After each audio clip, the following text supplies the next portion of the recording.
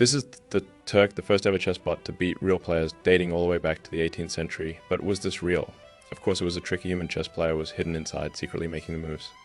And fast forward to 1997, and IBM created something that didn't need tricks. Deep Blue was a supercomputer built to play at the highest level, to take on Garry Kasparov, the world's best.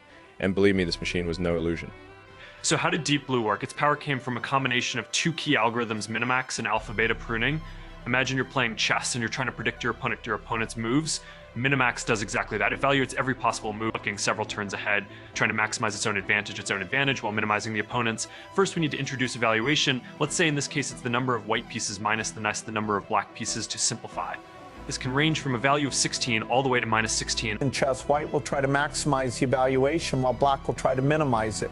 Here's an example. So let's start with these two positions on the bottom left. We evaluate them and they come out as 1 and +3. In the previous position, it was white's turn to move. And since white will, of course, choose the move that leads to the highest evaluation, we can assign this position a value of 3. Next, let's evaluate these two positions. +5 and +1. Once again, from the previous position, white would pick the move leading to the highest evaluation. So we can assign it a value of 5. We've now evaluated both the positions stemming from this position where it's black's turn to move. Black will choose the move that leads to the lowest evaluation, and so we can assign this position a value of 3. Now the rest of the tree will look like this. As we can see, even if black plays the best move, white will still get a +3. But here's the thing, chess has millions of possible move combinations, so even with all that computing power, analyzing every possible outcome is still unrealistic. This is where alpha-beta pruning steps in.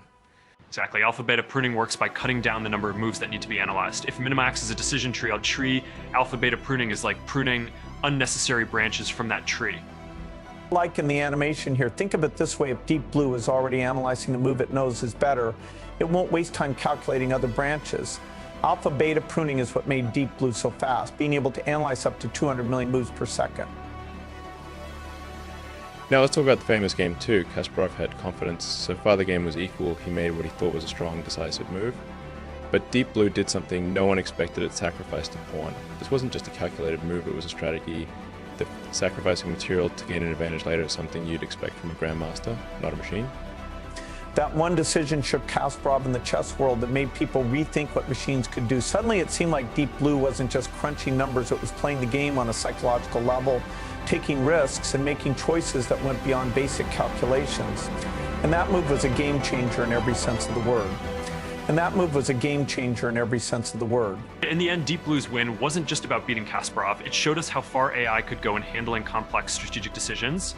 Minimax, alpha-beta pruning, they were breakthroughs, proving that computers could rival humans in high-level strategy. Right, Deep Blue changed how we think about AI's role in problem solving. It taught us that with the right approach, AI can achieve remarkable things and that there's always another move waiting. But hey, we are just getting started.